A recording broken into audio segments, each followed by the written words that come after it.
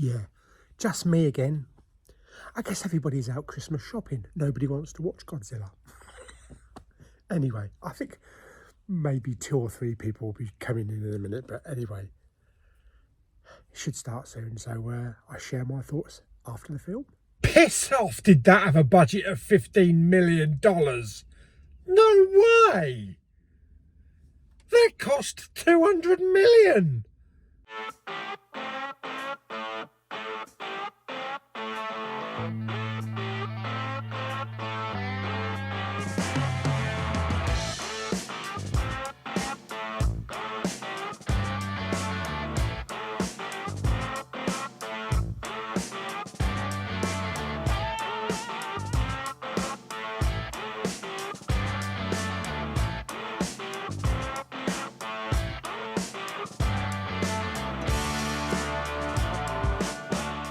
Hi everyone, Big Pauly back for a brand new movie review. Finally, I've just got out of seeing Godzilla -1. Yes, you don't want to go to a dinner party with with no one. Yes. Now let's get down to the nitty gritty. For me, I've never been a big time fan of the original Godzillas with the man in the rubber suit. I've always found them kind of comical and comedy. I can never keep a straight face whenever I see this man with a giant rubber suit squashing balsa wood buildings. So I've never grown up on them. So yeah, I can't look at it the same way as a lot of people do that grew up with them. But I do love Godzilla. I would say I'm more on the American side of Godzilla. I love the 2014 Gareth Edwards, which was my favourite Godzilla movie of all time. I love Godzilla and Kong and King of the Monsters. The new one, which, Godzilla and Kong, which they actually showed a trailer for, which looks really good. I love the TV show at the moment that I'm watching, the Monarch TV show. And I have really got a soft spot for the 1998 Godzilla film.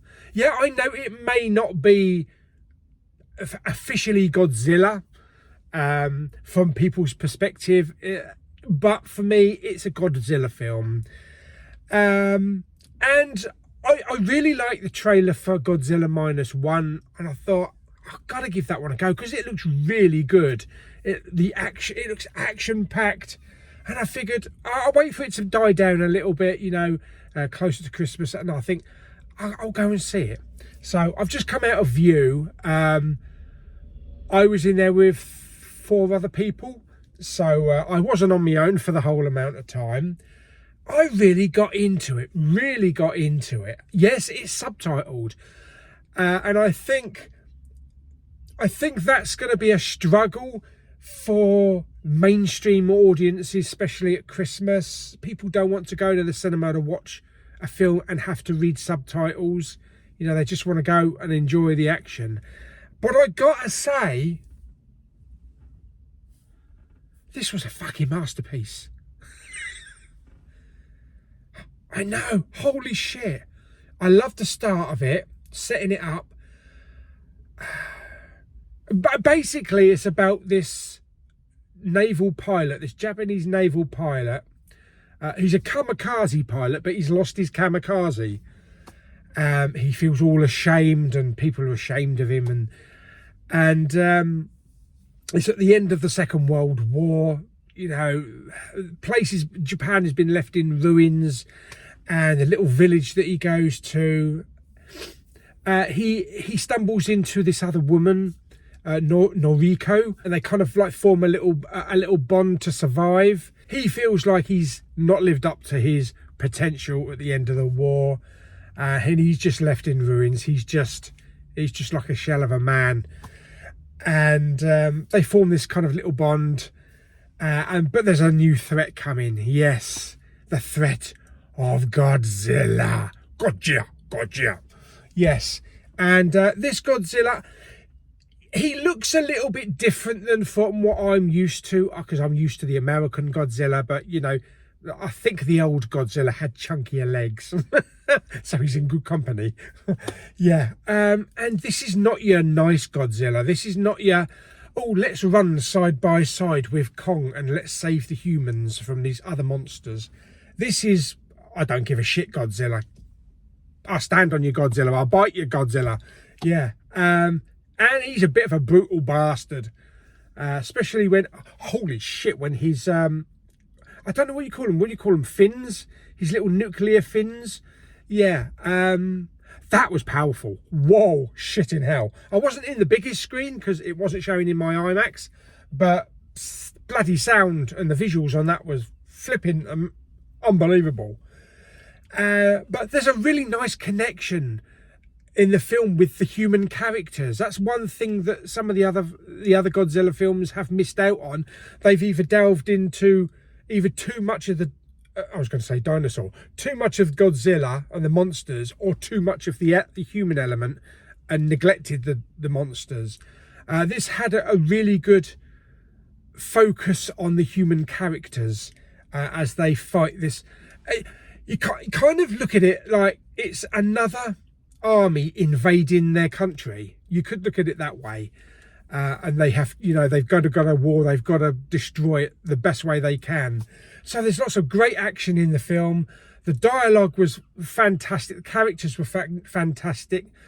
I had a real connection with the human characters. It was an emotional film. It was an emotional film as well. There were scenes towards the end I was tearing up a little bit.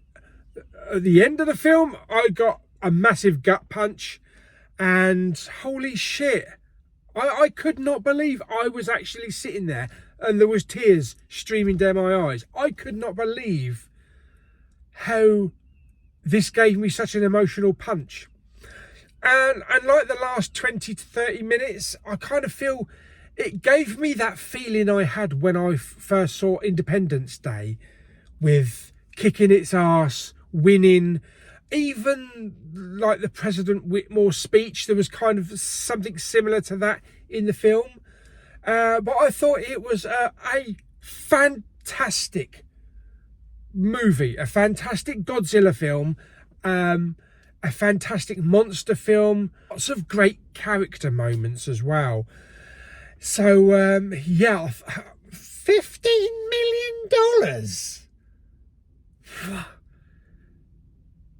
Is someone bullshitting? No way. How can that cost $15 million? It was immaculate. Christ's sake, Hollywood, what the fuck are you doing? Jesus. Oh my God, I cannot believe it. But yes, where's it going to lie in my top 10 films of the year? It's going to be high up. My God, it's going to be high up. I thought I'd already ironed out my top 5. I'm going to have to go back to the drawing board now. Fantastic. So yes, if you're a fan of Godzilla, if you're a fan of monster films, good characters, good storyline, bloody watch it. Watch it if you can on the biggest screen. I'm really buggered that I couldn't see it on an IMAX. I might even do it next week, actually, because they know that they won't get the massive audience for an IMAX to fill an IMAX if it's a foreign subtitled film. So that's what it misses out on. But it is actually going to be showing in my Cineworld IMAX next week or the week after Christmas. So I think I might even go in the evening to the cinema. I don't go to the cinema in the evening because I don't find it claustrophobic, but I there's too many people. Some films are okay to watch with a big audience, but I don't like all the masses, and you get arseholes with their phones, and you get people talking and idiots. That's why I like to go to the cinema during the daytime when there's hardly anybody there. But I might actually bite the bullet and go and watch it again in the IMAX, even though it's an evening screening. I'll probably be the only one in there again anyway. Yes, so there we go. So that is Godzilla -1. Definite recommendation. Go and see it. Bloody marvellous. Bloody masterpiece. Bloody masterpiece. There you go. I've said it, a bloody masterpiece. Yes, fantastic. So if there are any other Godzilla films out there that don't rely on a man in a giant rubber suit squashing balsa wood buildings, let me know. Is there one called Shin Godzilla? Because I do like the CGI side of it. I like the big, kind of extravagant, expensive type of side to it. So yeah, let me know. But there you go, that is my review of Godzilla -1. So hope you enjoyed the video. If you did, like it by giving it some thumbs up. Blah, blah, blah. Don't forget to subscribe, comment and share. And I still can't believe that only cost $15 million to make. Nah, someone's pulling my leg. Nah.